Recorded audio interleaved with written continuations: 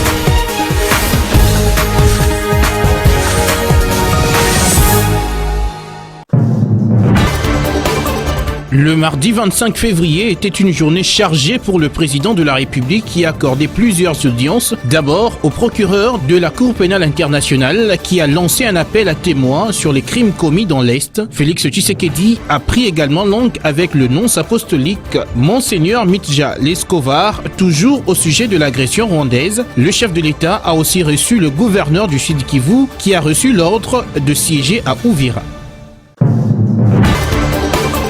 C'est ce mardi qu'est entrée en vigueur la suspension de la mesure de la circulation alternée à Kinshasa, mais les points de vue sont partagés dans le chef de la population à ce sujet.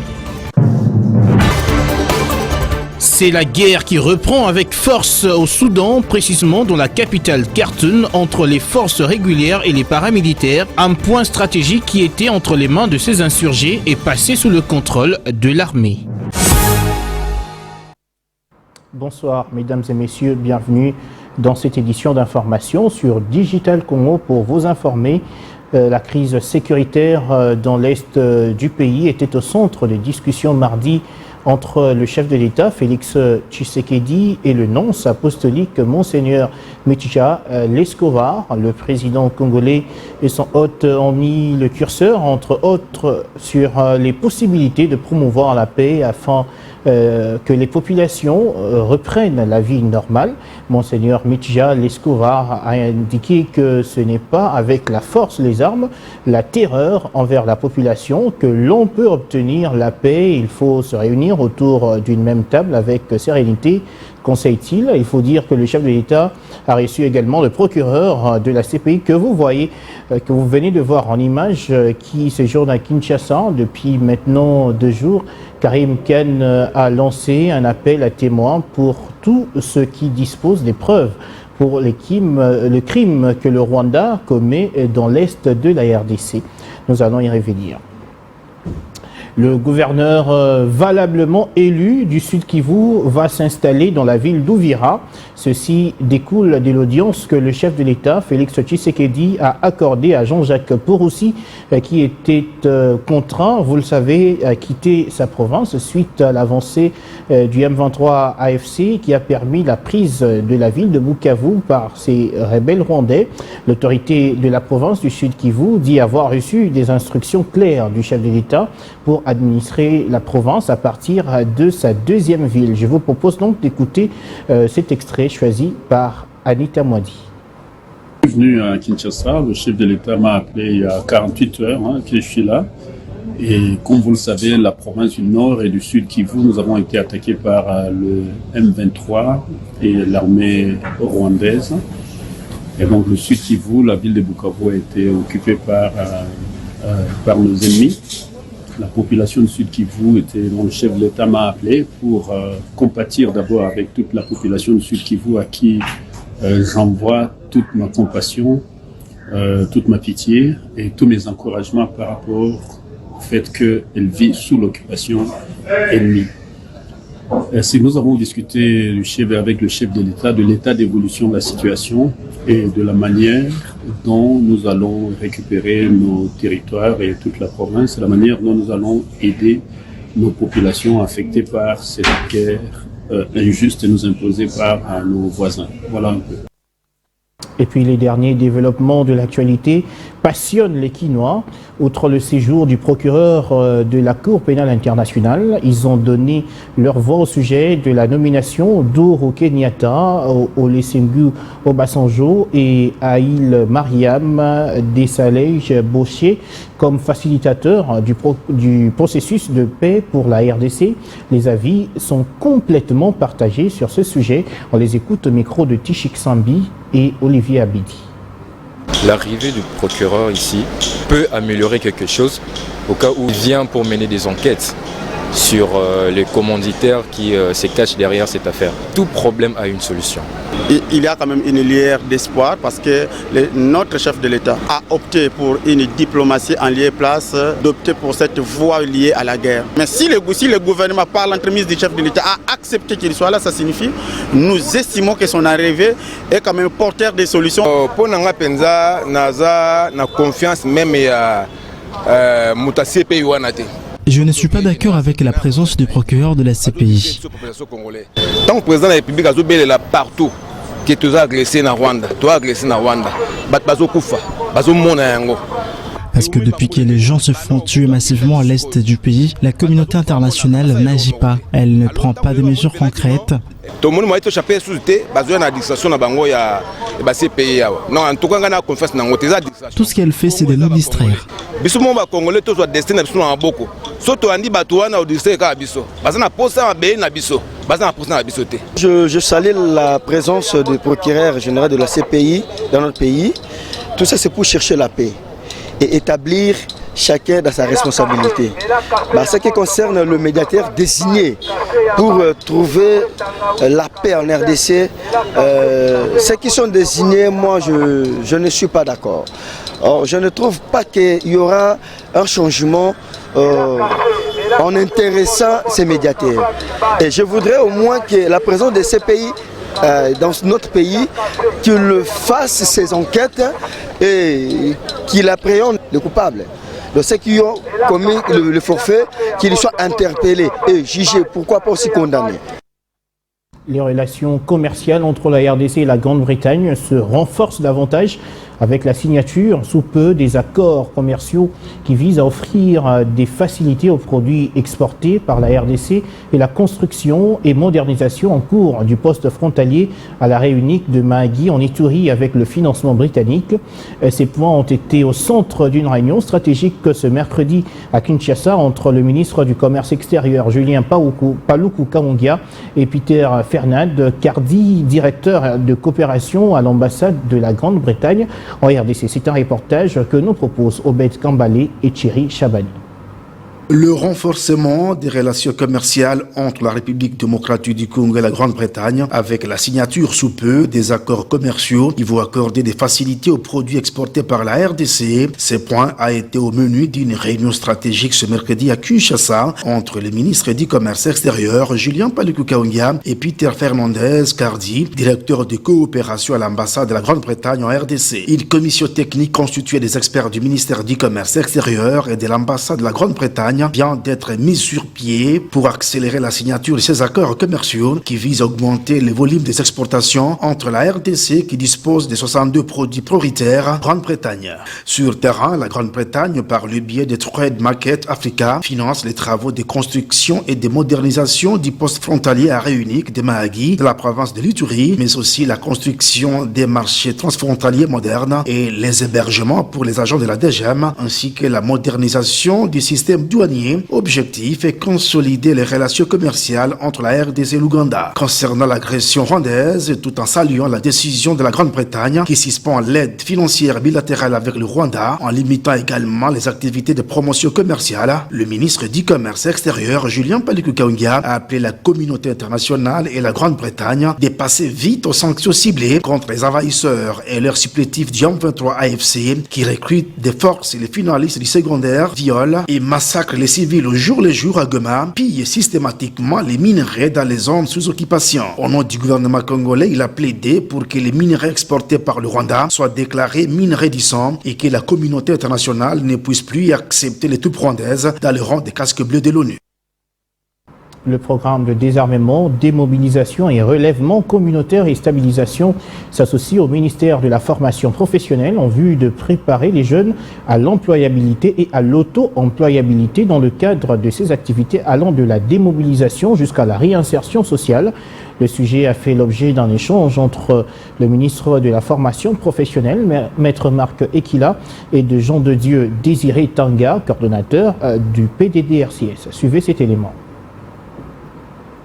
Engager une collaboration étroite avec le ministère de la formation professionnelle et le programme de désarmement, démobilisation, relèvement communautaire et stabilisation en vue de préparer les jeunes à l'employabilité et l'auto-employabilité. C'est dans ce cadre que Maître Marc Ekila Likombo a tenu une importante séance de travail avec le directeur général du PDDRCS, Jean de Dieu Désiré Tanga Ntinta, ce mardi 25 février 2025. Objectif, arriver à la certification des compétences acquises par les démobilisés, des jeunes enclins à la violence et autres bénéficiaires du programme grâce à un curriculum de formation dûment approuvé par l'autorité compétente, a dit le professeur Jean de Dieu Désiré Tangatita, qui a par ailleurs salué l'attitude de son hôte dans l'engagement à travailler dans la réalisation de la vision du chef de l'État Félix-Antoine Tshisekedi Tshilombo n'est plus à démontrer. Ce programme a plusieurs composantes, dont la formation professionnelle et qualifiante des démobilisés, parce que comme vous le savez, après la démobilisation, ils vont passer par la réinsertion et la réintégration socio-économique.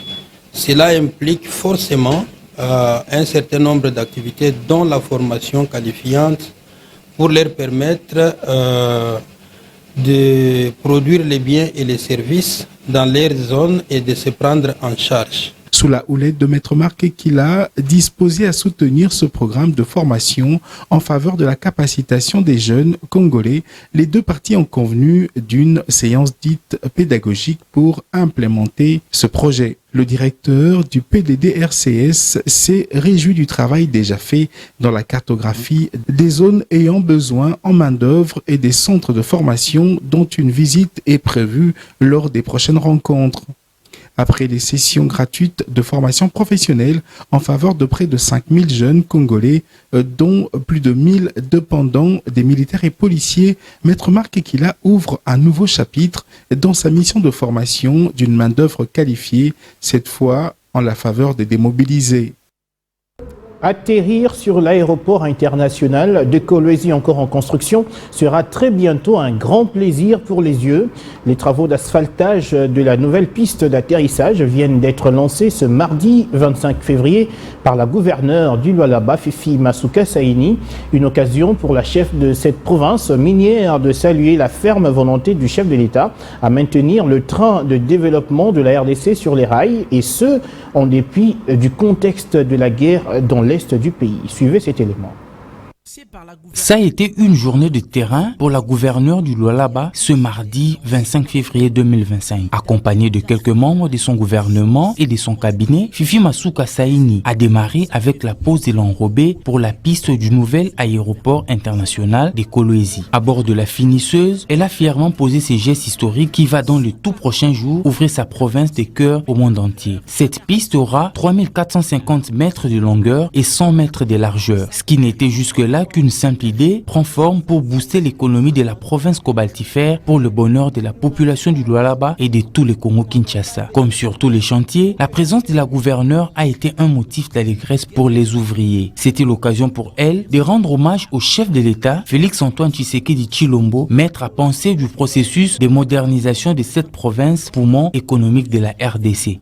Il n'y a que l'amour qui peut pousser les gens à travailler de cette manière. C'est pourquoi nous tous, nous sommes en train de leur dire merci, merci au nom du chef de l'État, le président Félix-Antoine Tshisekedi Tshilombo. Merci pour le travail qui est en train d'être bien fait. Merci pour la continuité de ces grands chantiers.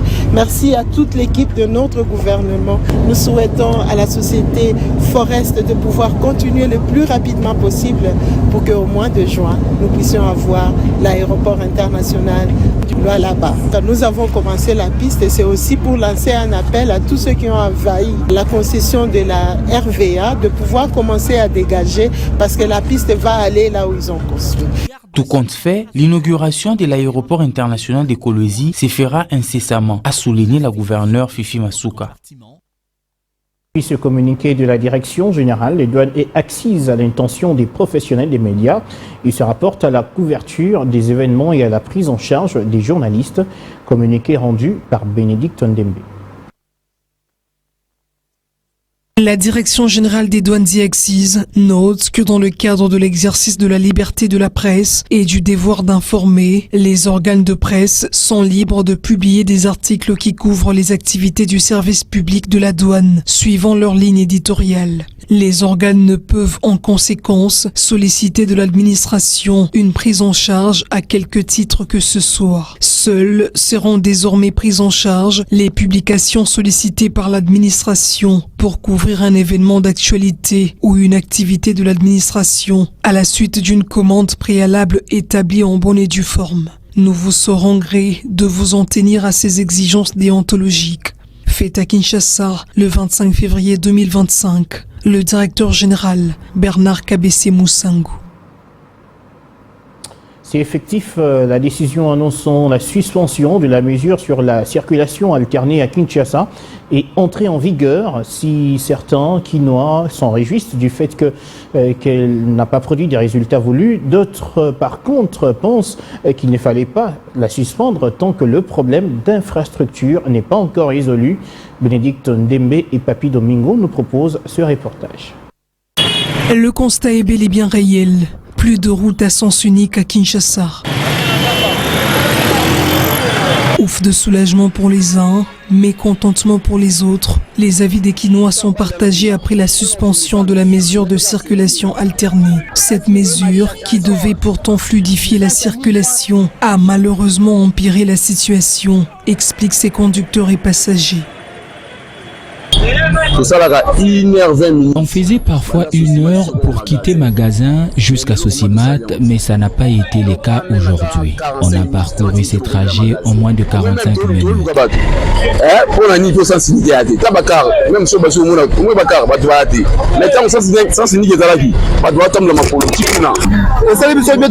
Tout est quand même rentré dans l'ordre. On s'est coincé parfois dans les embouteillages, mais nous sommes maintenant soulagés. La circulation alternée a accentué les embouteillages. Depuis qu'on a suspendu cette mesure, tout fonctionne comme avant son instauration. Pour cette femme, la circulation alternée n'a pas apporté des résultats attendus et a même entraîné la difficulté de transport en commun. Elle se réjouit de la suspension de cette mesure.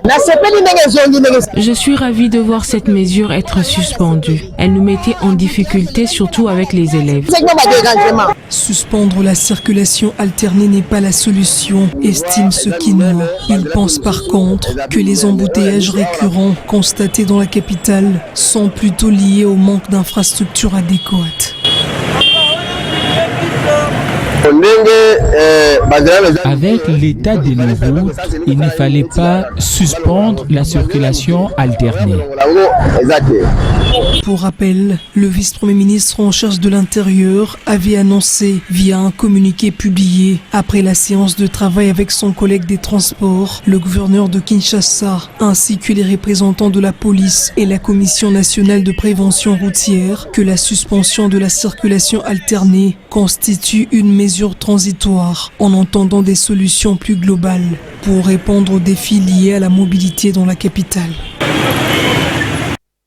Un mot sur l'actualité en dehors de nos frontières avant de terminer cette édition d'information. Au Soudan, les combats ont repris de plus belle depuis quelques jours dans la capitale, Khartoum, entre les forces régulières et les paramilitaires. Ce mardi 26 février, l'armée a annoncé avoir pris le contrôle d'un point stratégique qui était aux mains des insurgés. On fait le point avec Abel Condé. La guerre déclenchée depuis avril 2023 semble tourner à l'avantage de l'armée soudanaise. Après plusieurs jours d'intenses combats, les soldats loyalistes en progression lente dans la capitale Khartoum ont annoncé ce mardi 26 février s'être emparés d'un pont stratégique Souba qui mène vers le centre administratif de la ville et où est situé le palais présidentiel tombé aux mains du FSR. Des sources militaires affirment également avoir repris le contrôle du pont Liberté qui relie le centre au sud de la ville. Les affrontements se concentrent à présent autour du pont Jabal à Lia. L'armée soudanaise cherche à contrôler cette infrastructure pour couper le ravitaillement des paramilitaires au centre de Khartoum. Des avancées des forces soudanaises sont par ailleurs signalées du côté d'Omdurman, une ville située non loin de Khartoum. Pendant ce temps, des experts alertent sur les conséquences de la signature samedi 22 février dernier à Nairobi au Kenya d'une charte posant les bases d'un gouvernement parallèle à celui du Port-Soudan. Cette alliance entre les forces de soutien rapide et 24 organisations pourrait bouleverser l'équilibre des forces en leur permettant de contrôler des territoires stratégiques. La guerre au Soudan a fait un nombre important de victimes. Selon une étude menée par un groupe de recherche britannique, plus de 60 000 personnes en sont mortes, dont 26 000 tuées en conséquence directe des violences. Et c'est par ici que nous mettons un terme à cette édition d'information. Merci à tous de nous avoir suivis, mesdames, messieurs. Restez avec nous car l'actualité continue sur Digital Congo.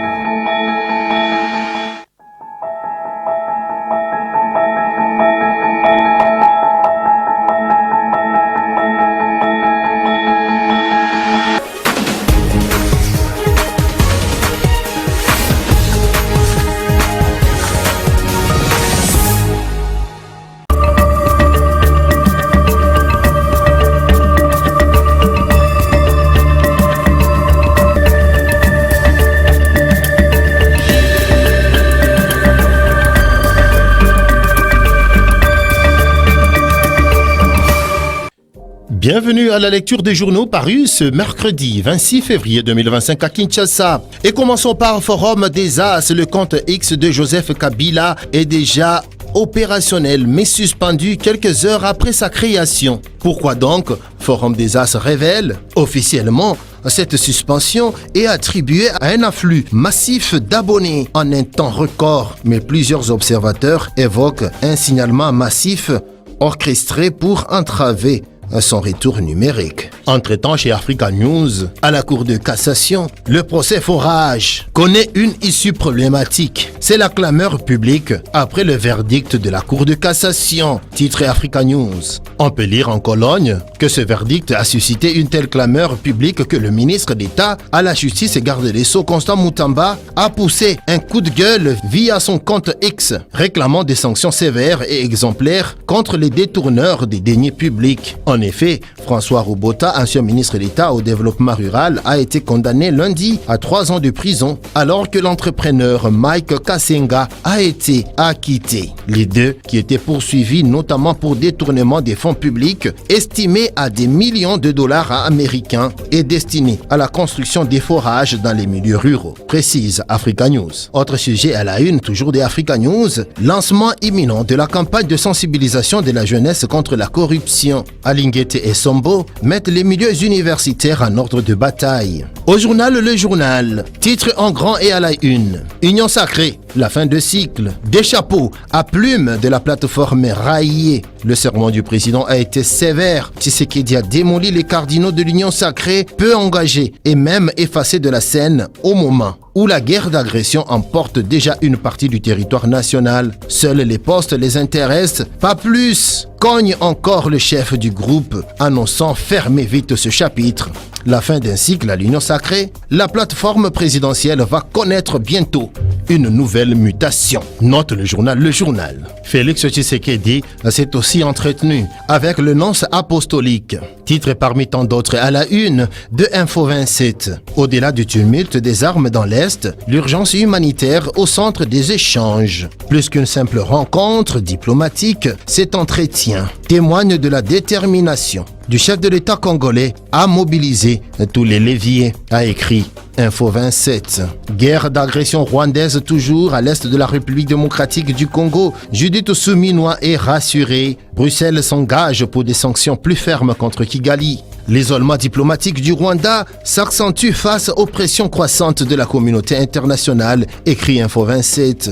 Longtemps épargné par une certaine complaisance, Kigali voit désormais ses marges de manœuvre se réduire à mesure que sa stratégie de déstabilisation de l'Est congolais, sous couvert du M23, est de plus en plus dénoncée. La participation de la première ministre Judith Suminwa à la 58e session du Conseil des droits de l'homme à Genève a marqué une nouvelle étape dans l'offensive diplomatique de Kinshasa, mettant ses partenaires face à leurs responsabilités. Entre suspension des consultations européennes et menaces de sanctions imminentes, la réprobation s'intensifie et Kigali se retrouve acculé à un choix inévitable, reculer ou subir les conséquences de son ingérence. Le même titre apparaît à Africa News.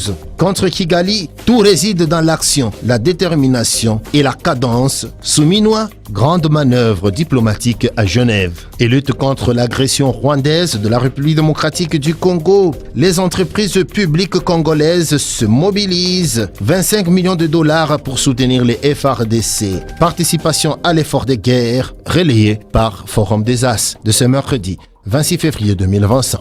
Et le journal précise que ce montant a été officiellement remis mardi au ministre du portefeuille, Jean-Lucien Boussa. Dans l'actualité également, à travers le monde, c'est l'état de santé du pape François. On peut retrouver dans Vatican News, Sa Sainteté le pape François a eu une nuit paisible et se repose. Et recommandations avant de terminer cette revue de presse, dans le magazine Pouvoir du Peuple, l'interview choc de Julien Paluku Kaongia qui parle du carnage à Goma par l'AFC M23. Julien Paluku Kaongia, ancien gouverneur du Nord Kivu, province qu'il a gérée pendant 12 ans avec une situation similaire à celle que vit cette partie du pays, est abasourdi au regard du drame humanitaire et ce qu'il qualifie de carnage vécu dans cette ville. Voilà qui vient mettre un terme à cette revue de presse. Merci de nous avoir suivis.